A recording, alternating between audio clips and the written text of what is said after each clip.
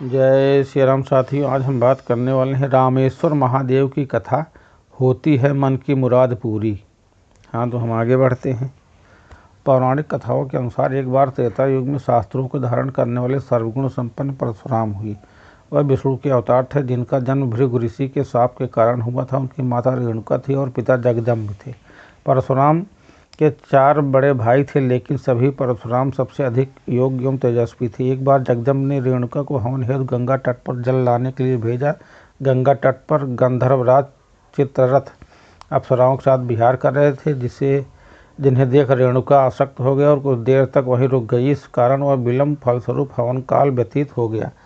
इससे जगदम्ब बेहद क्रोधित हुए और उन्होंने रेणुका को इस कृत्य को आर्य विरोधी आचरण माना। क्रुद्ध होकर उन्होंने अपनी सभी पुत्रों को रेणुका का वध करने का आदेश दे डाला, लेकिन मातृत्व मोहवश कोई पुत्र ऐसा न कर सका। पुत्रों की आज्ञा पालन न करते हुए देख जगदम्ब ने उन्हें विचार शक्ति नष्ट होने का श्राप दे दिया। तभी पिता के तपोबल से प्रभावित परशुराम ने उनकी आज्ञा अनुसार माता रेणुका का शिरोच्छेद कर दिया।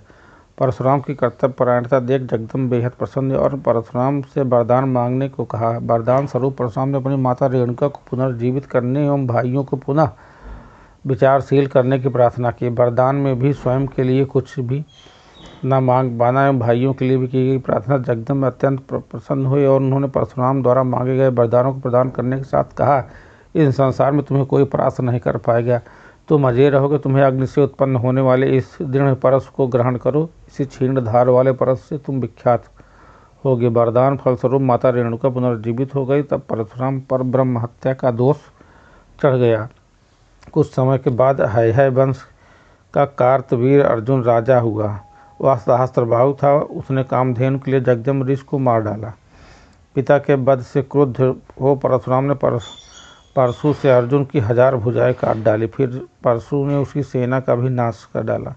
इसी अपराध को लेकर उन्हें क्षत्रियों का 21 बार पृथ्वी पर नामो निशान मिटा दिया। फिर ब्रह्म हत्या पाप का निवारण हेतु परशुराम ने अश्वमेध यज्ञ किया और कश्यप मुनि को पृथ्वी का दान कर दिया। इसके साथ ही अश्व, रथ, सुवर्ण आदि दान नाना प्रकार किए, लेकिन फिर भी ब्रह्म हत्या का पाप दूर नहीं हुआ। कि वह रैवत पर्वत पर तपस्या करने चले गए, जहाँ उन्होंने घोर तपस्या की, फिर भी दोष दूर नहीं हुआ। तो हिमालय पर्वत बद्रिका आश्रम गए, उन्होंने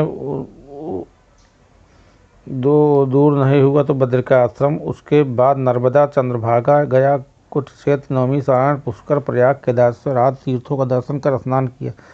फिर भी उनकी ब्रह्म हत्या के दोष का निवारण नहीं हुआ। तब वह अत्यंत दुखी होकर उनका दृष्टिकोण नकारात्मक होंगे और सोचने लगे कि शास्त्रों में जो तीर्थ, दान आदि इत्यादि का महात्म बताया गया वह सब मिथ्या है। तभी वहाँ नारद मुनि पहुँचे। परशुराम नारद मुनि से बोले, मैंने पिता की आज्ञा का पर माता का वध किया, क्षत्रियों का विनाश किया, जिसके फलस्वरूप मुझे ब्रह्म हत्या का दोष लगा। इस दोष का निवारण के लिए मैंने अश्वमेध यज्ञ किया, पर्वतों पर तप किया और कई तीर्थों में स्नान किया, लेकिन फिर भी मेरी ब्रह्म हत्या दूर नहीं हो रही। नारद जी बोले कि आप कृपया महाकाल में जाइए, जहाँ जटेश्वर के पास स्थित दिव्यलिंग का पूजन करें, उसके बाद आपकी ब्रह्म हत्या दूर हो जाएगी। नारद मुनि के अनुसार कथा अनुसार परशुराम महाकाल बनाए। नारद मुनि द्वारा बताए गए दिव्यलिंग की पूजा अर्चन की। उसके श्राद्ध पूर्वक किए गए पूजा अर्चन भगवान शिव प्रसन्न और उन्हें ब्रह्म हत्या के पाप से मुक्त कर दिया। जय श्री राम सीताराम। वीडियो अच्छी लगी तो चैनल को सब्सक्राइब जरूर करें।